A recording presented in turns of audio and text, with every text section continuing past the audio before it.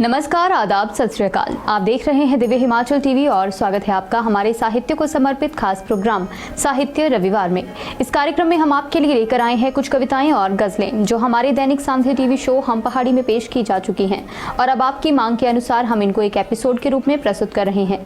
इसके अलावा किताब की समीक्षा आपके लिए लेकर आए हैं और कार्यक्रम के अंत में एक लेखक की कृति खुद उनकी ही आवाज में आपको सुनाएंगे। तो देर किस बात की, आइए शुरू करें आज का साहित्यिक सफर।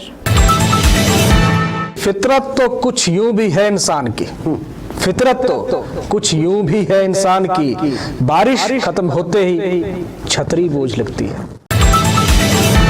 सतपाल खयाल साहब, क्या बात। हिमाचल के बिल्कुल बड़े शायर हैं। बार बार जब इनका जिक्र आता है ना जी, लोगों से भी हमारे पास संदेश आते रहते हैं कि उनकी कोई रचना हो। अक्सर हमें गज़लें भेजते हैं, आज इन्होंने एक नज़्म भेजी है। मैं प्रयास करता हूँ दर्शकों के लिए। इसका शीर्षक है, जो उसका नाम है, जंग रोक दीजिए।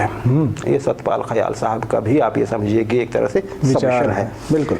बिखर गए हैं कितने घर, ये जंग रोक दीजिए। वाह, क्या बात। बिखर गए हैं कितने घर, ये जंग रोक दीजिए।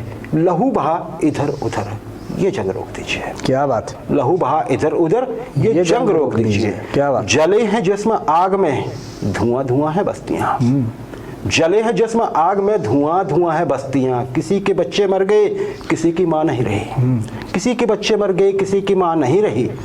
कहीं पिता के हाथ में है लाश अपने बेटे की, कहीं पे माँ की लाडली सी नन्ही जान नहीं रही। क्या बात। कहीं पे माँ की लाडली सी नन्ही जान नहीं रही। क्या बात। ये मजहबों के नाम पर ना आदमी को बांटिए, ये मजहबों के नाम पर न आदमी को बांटिए, न टूटे और कोई घर, ये जंग रोक दीजिए। क्या बात। न टूटे और कोई घर, ये जंग रोक दीजिए। क्या बात। अभी भी वक्त है, अभी भी वक्त है, कहीं पे बैठ के ये सोचिए।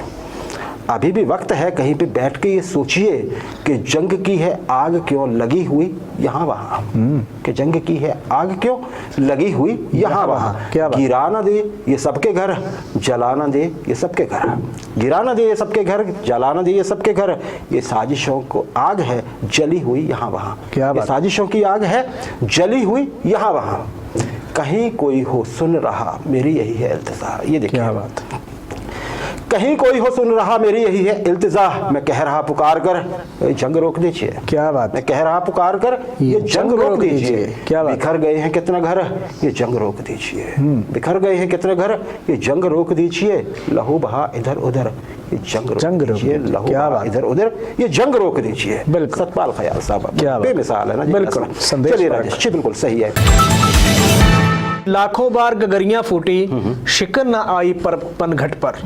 लाखों बार किश्तियां डूबी, चहल पहल वही है घाट पर। तम की उम्र बढ़ाने वालों, लौ की उम्र घटाने वालों, लाख करे पतझड़ कोशिश पर, उपवन नहीं मरा करता है। हफीज़ जालंधरी साहब एक बहुत बड़े शायर।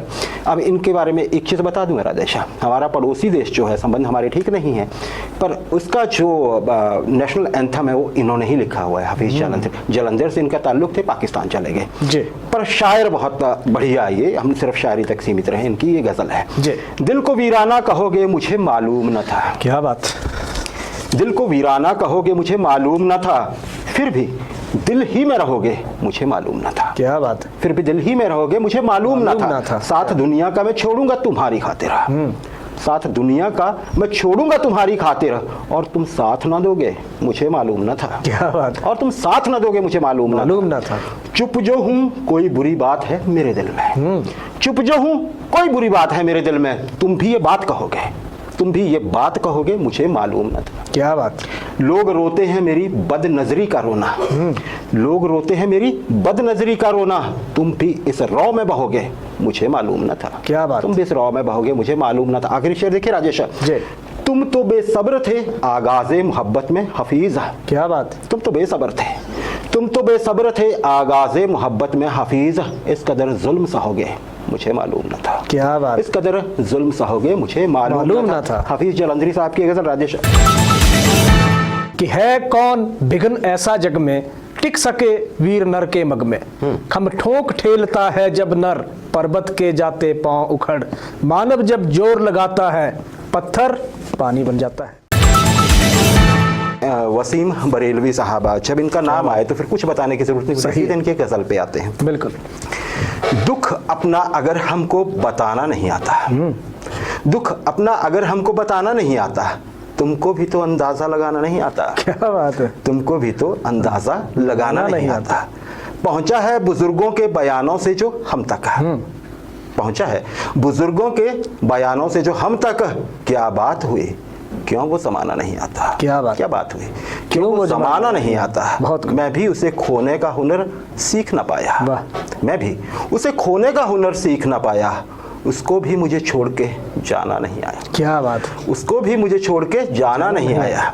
इस छोटे जमाने से बड़े कैसे बनोगे, लोगों को जब आपस में लड़ाना नहीं आया। क्या बात। ढूंढे हैं तो पलकों पे चमकने के बहाने, आंसू को मेरी आंख में आना नहीं आया। क्या बात।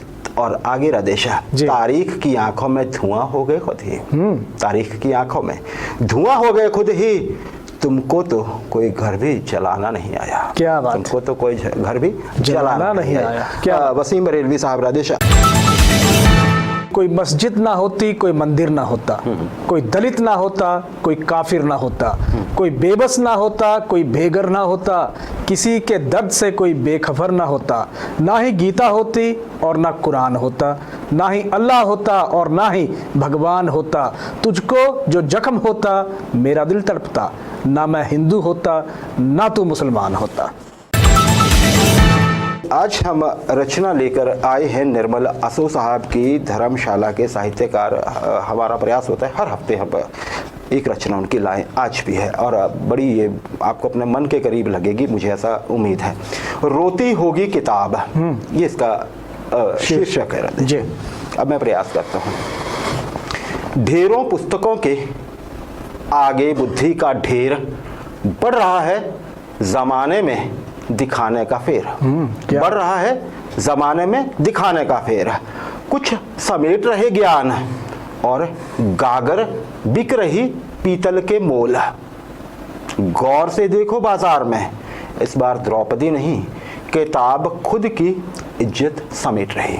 क्या बात। किताब खुद की इज्जत समेट रही। आगे देखिए, मुफ्त में बंटती पुस्तक की आरज़ू, मुफ्त में बंटती पुस्तक की आरज़ू, दबे कुचले शब्द और चुरा कर रखी गई पंक्तियां। ध्यान दीजिएगा, किसी की अमानत ढह गई किताब में, किसी की अमानत ढह गई किताब में, बटोरी गई आहों के कदरदान कहाँ, बटोरी गई आहों के कदरदान कहाँ। वो तोहफे में इतिहास की भी परवाह नहीं करते कि लिखने वाले उसी से गुजर कर सदियों से पन्नों पर सफर करते। क्या बात। सदियों से पन्नों पर सफर करते।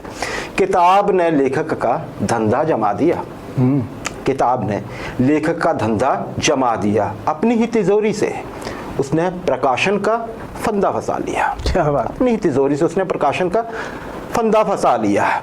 वह साहित्यकार का साहूकार, वह साहित्यकार का साहूकार, दनादन पुस्तकें लेकिन अनगढ़ी अनपढ़ी से सकती होंगी। मुफ्त के पाठक की अनपढ़ गवाही में तब चूहे कुतरते हैं पुस्तकें, चबा कर घोल कर बिना मोल के शब्दों के समूह तब भी संघर्ष करते होंगे। क्या बात। तब भी संघर्ष करते होंगे। हद यह कि जिल्द के भीतर किताब और शब्दों से बाहर समीक्षा के चमत्कार, दिखाई दे रही उसकी नग्न अवस्था में माटी दीमक की। क्या बात।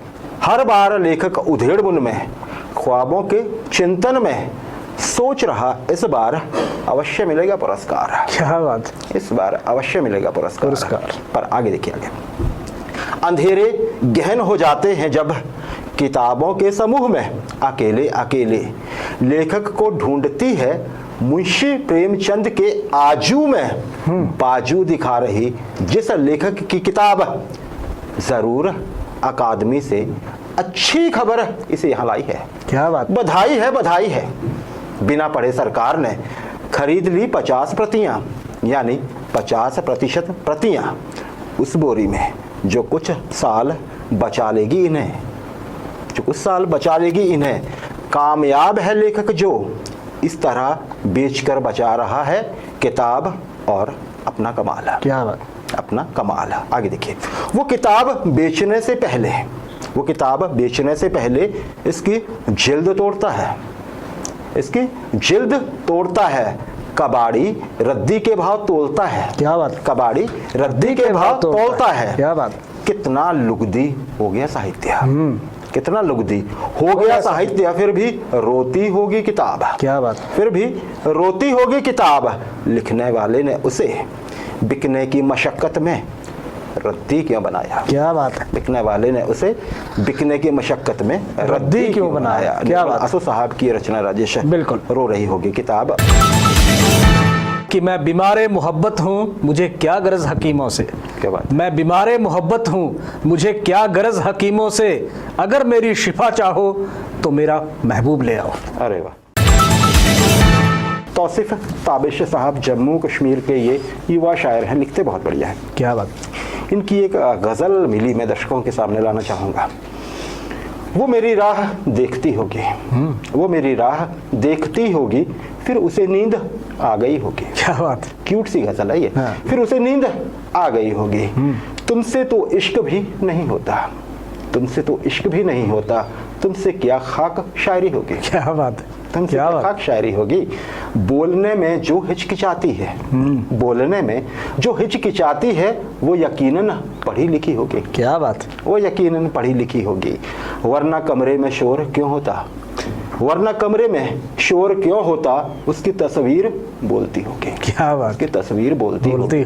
दोस्तों मैं चला खुदा हाफिजा, दोस्तों मैं चला खुदा हाफिजा, मुझको तन्हाई ढूंढती होगी। क्या बात, मुझको तन्हाई ढूंढती होगी। क्या बात, वरना दरिया ने बहते रहना था, वरना दरिया ने बहते रहना था, उसने गागर नहीं भरी होगी। क्या बात, गागर नहीं भरी होगी। आखिरी शेर देखिए राधेश, मैं उदासी का गीत हूँ ताबिश, मैं उदासी का गीत हूँ ताबिश, वो मुझे गुनगुना रही होगी। क्या बात, वो मुझे गुनगुना रही होगी। क्या ताबिश की ये गजल है राधेश। बिल्कुल। कुछ उलझने हैं राहों में, कुछ उलझने हैं राहों में, कुछ कोशिशें बेहिसाब, कुछ उलझने हैं राहों में, कुछ कोशिशें बेहिसाब, नाम इसी का है जिंदगी, चलते रहिए जनाब। अब्दुल हमीद अदम साहब बहुत बड़े शायर, उनकी एक गज़ल आपके पेश नज़र प्रयास करता हूँ। खुश हूँ कि ज़िंदगी में कोई काम कर दिया, खुश हूँ कि ज़िंदगी में कोई काम कर दिया, मुझको सुपुर्दे गर्दिश अय्याम कर दिया, मुझको सुपुर्दे गर्दिश अय्याम कर दिया। साकी सियाह खानाए हस्ती में देखना, साकी सियाह खानाए हस्ती में देखना, रोशन चराग किसने सरे शाम कर दिया। बहुत ही खूब। रोशन चराग किसने सरे शाम कर दिया। पहले मेरे खुलूस को देते रहे फरेब, पहले मेरे खुलूस को देते रहे फरेब, आखिर मेरे खुलूस को बदनाम कर दिया, आखिर मेरे खुलूस को बदनाम कर दिया। कितनी दुआएं दूं तेरी जुल्फे दराज को, कितनी दुआएं दूं तेरी जुल्फे दराज को, कितना वसी सिलसिला दाम कर दिया। आगे आखिर शेर है, वो चश्मे मस्त कितनी खबरदार थी अदम, वो चश्मे मस्त, वो चश्मे मस्त कितनी खबरदार थी अदम, खुद होश में रही हमें बदनाम कर दिया। क्या बात, खुद होश में रही हमें बदनाम कर दिया। ये दरिया भी तुम्हारी तरह है, जिंदा थे तब तैरने नहीं दिया, और जब मर गए तो डूबने नहीं दिया। गोपाल दास नीरज साहित्य की दुनिया का एक ऐसा सूरज आप कह लीजिए जो तब तक जगमगाएगा जब तक साहित्य रहेगा। इनकी एक छोटी सी पर भावपूर्ण एक कविता है जीवन जी, जिसका नाम है जीवन जहां। देखिए क्या लिखते हैं, जीवन जहां खत्म हो जाता, उठते गिरते जीवन पथ पर चलते चलते पथिक पहुंचकर, इस जीवन के चौराहे पर क्षण भर रुककर, सूनी दृष्टि डाल सम्मुख जब पीछे अपने नयन घुमाता, जीवन वहां खत्म हो जाता। क्या बात। कार्यक्रम में अब आप मिलिए अंकिता से, जो आपके लिए किताब की समीक्षा लेकर आई हैं। धन्यवाद पल्लवी। आज जिस किताब की समीक्षा हम आपके लिए लेकर आए हैं उसका शीर्षक है द्रौपदी अग्निसुता। इसको लिखा है डॉक्टर गीता डोगरा ने। इसमें उन्होंने द्रौपदी के बारे में बताया है कि कैसे उनका जीवन बीता, और यह किताब समस्त नारी जगत को, जो आज भी तिरस्कार की अग्नि को झेलती, समाज से लड़ते हुए जूझ रही है, समर्पित की है। किताब का मूल्य है 250 रुपए। किताब का प्रकाशन हुआ है इंडियन प्रिंटर दिल्ली में। आप भी इस किताब को जरूर पढ़ें। तो दोस्तों, एक कविता आपके लिए। जैसे अक्सर आते हो अचानक, तुम यूं मत आना मुझसे मिलने, जैसे कोई आग मांगने आता है। तुम अपने सारे काम कर आना स्थगित, या कुछ बेहद ज़रूरी काम निपटा आना, जैसे जन्म या मृत्यु के पलों में उत्सव या शोक मना आना। तुम उस घड़ी आना जब पंछी लौट आते हैं, सांझ और रात के ठीक बीच के पलों में। तुम लाना मुट्ठी भर समय को बचाकर, और फिर धीरे धीरे खुलना कि एक एक क्षण एक एक युग लगे, कि युगों युगों तक रात याद रखी जाए। कोई ऐसी बात इन्हीं लम्हों से खुलेगी। आखिर बातें ही बचाती हैं हमें, जिसे अक्सर लोग अमर होना कहते हैं। हालांकि इस ब्रह्मांड में बचता कुछ नहीं भ्रम के सिवा, और यही हमें जिंदा भी रखती है। सुनो अब एक अंतिम ज़रूरी बात, तुम वैसे भी आ सकते हो जैसे अक्सर आते हो अचानक। धन्यवाद। साहित्य रविवार के आज के एपिसोड में बस इतना ही, लेकिन जाने से पहले आपके लिए खास संदेश। अगर आप भी लिखते हैं तो अपनी लिखी गई कविता हमें भेज सकते हैं। कविता को हम पहाड़ी या फिर साहित्य रविवार कार्यक्रम में पेश किया जाएगा। कार्यक्रम के अंत में स्क्रीन पर एक व्हाट्सएप नंबर दर्शाया जाएगा, जिस पर आप अपनी लेखनी हमें भेज सकते हैं। अब समय है आपसे विदा लेने का। देखते रहें दिव्य हिमाचल टीवी। नमस्कार। दिव्य हिमाचल समाचार पत्र में आज हमेशा की तरह साहित्य के लिए एक पूरा पृष्ठ प्रकाशित किया गया है। प्रतिबिंब के नाम से यह प्रस्तुति पृष्ठ नंबर 10 पर उपलब्ध है। इसे पढ़ना ना भूलें, और अगर आप भी लिखते हैं तो हमें अपने लेख जरूर भेजें।